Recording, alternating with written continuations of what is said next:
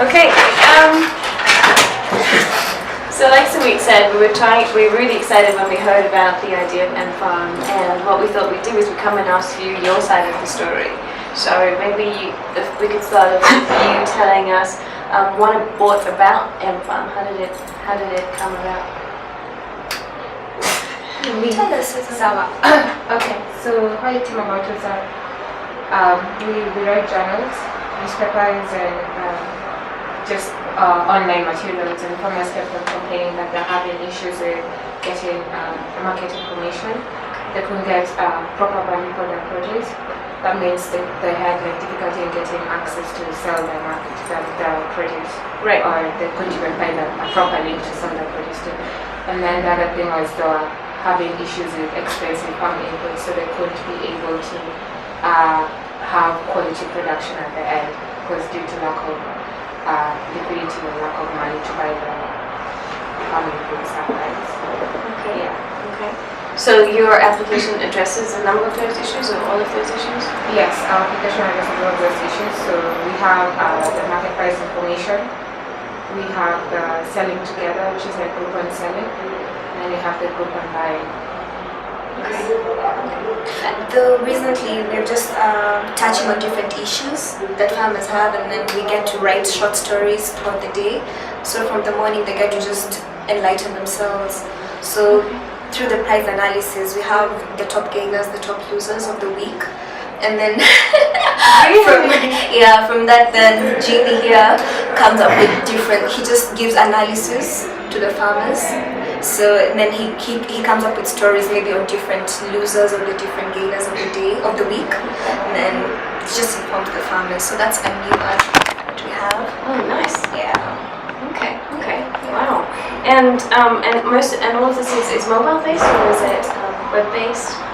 Okay, so the platform runs three segments. So initially it was all SMS. Mm-hmm. So since farmers have dumb phones, they don't have smartphones. Most of the farmers, small-scale farmers, have really cheap phones, and they support SMS. So with SMS, we basically deliver again most, if not all, the services through that. So you can check price by sending an SMS to our servers, and that hits our servers, and you get an automated response for the day, the price in a town that you're in. So I'm in Nairobi, I want to know the price of beans. You send an SMS with a keyword price, the town, and the crop, and the town you want to query. We're in 5 towns in Kenya. So any of those towns, then you get a automated response back. How that happens is, in the 5 towns we have 2 data collectors or enumerators in the 5 towns. So we have 10 guys on the ground every day, starting I think 5:30 hours. Yeah. Or earlier. They send in, we have another mobile app that they use to send in information back to our server. So every morning from the 5 towns, 2 guys each send us the data back to our servers. They hit our servers, then we have a data content manager called Melvin. He again goes through that data. So we have past records, we check trends. If there's a flag raised in the system, he calls the guy up and asks, okay, you reported this, is it true, is it valid or not? Then he checks it off or writes it off. So after that, then he analyzes the data for the day or the week, depending, and he gives that to him. Then he comes up with tips and stories that are then fed back to the farmers. That's one cycle. The other bit, that's price information. The other bit is selling.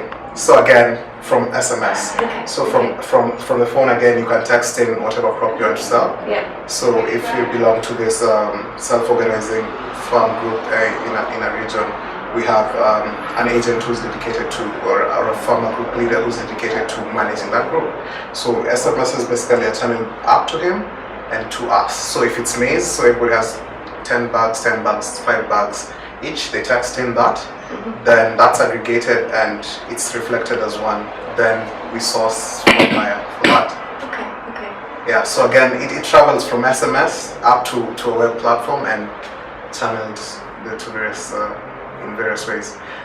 For group buying, which is again still maturing, it takes the same form. So farmers again need input to come up with the produce. So they say we need 5 bags of fertilizer, 10 bags of fertilizer, 20, and it's channeled up again to the farmer group leader through SMS. Then it hits our platform through web. Then we market it on the web platform, or get guys calling in and saying we'll supply that for a cheaper price because of the volumes. Okay. So we Okay. get So you them, get discounts and Yeah. Wow, that's amazing. And through all of this, like starting the project and building the platform, what are the major successes, can you say, that were achieved up until date that you'd like other people to know about? So currently we have an excess of 5,400 farmers registered for system, and then also we partnered with organizations like the media houses and radio stations, and also like mobile manufacturing company like Samsung. We've also empowered farmers by increasing their gross sales to more than 50%. We've also been able Actually, to... it's 100. Maybe we keep on saying 50. But for the demo farm that we have, I think it's from 40 bob to 90 shillings. 40 shillings. Wow. Getting the 90 Okay. shillings. That's like, yeah. That's more than, that's like, More than what, 100, that's yeah. 120% maybe? Yeah, why we are saying 50 is also because you have to include other like costs of your capital for production. Okay, so you're saying it's increased revenue, but there's potential, it's not absolute profit. There's going to be a net amount that you need to look at. Yes. Right. It's Okay. the gross actually. Oh, okay. Yeah. And then also we have assisted like NGOs to switch their models. That wasn't our way of changing their models, but seeing that they are sustainable, they're able to change from NGO based to like for profit, Right. because they know that's a way of empowering farmers and making farmers be dependent, Sure. be Independent rather because than of sustainability. Yes. So social businesses are helping to introduce a model that helps to create some social businesses for Yes. farmers. Yes. Nice. That's amazing. And as I understand it, and correct me if I'm wrong, but as I understand it, when you started MFarm, it was predominantly women, right? It was 3 ladies that started. Yeah, It was yeah. the 2 of you and Plus one who is in she's in the US. okay. How did that come about? I mean, that's in IT in general in the community. That's relatively rare, first of all. And I know in Kenya also you're struggling with having women in IT. So that's a really exciting demographic to start it out that way. How did that come about? I knew her. So we're in high school and college together. So I really wanted to just partner with her and work with her on something. And then Jamila met her through iHub and Akira Chicks. So I was temporarily in Akira Chicks, but they were very strong. Jamila and Susan were very strong in Akira Chicks. So Akira Chicks is a group of ladies in IT. Yeah. Then they come together just to strengthen their skills, to strengthen their presence in the IT world. So that's how come the two of them met. And then they both interned at iHub. So then in school, when I was in school, we were asked whether we could handle the IPO 48 competition. So it was just a competition for mobile applications. Sure. And then the best idea definitely won. So that's how I joined her and Jamila. So yeah, then we started out. Nice. So the rest is history, huh? What's it like for you guys? Is it any different, do you think, from organizations that you've worked with before? Or is it relatively the same? Or is it a little bit better working for another? I can tell.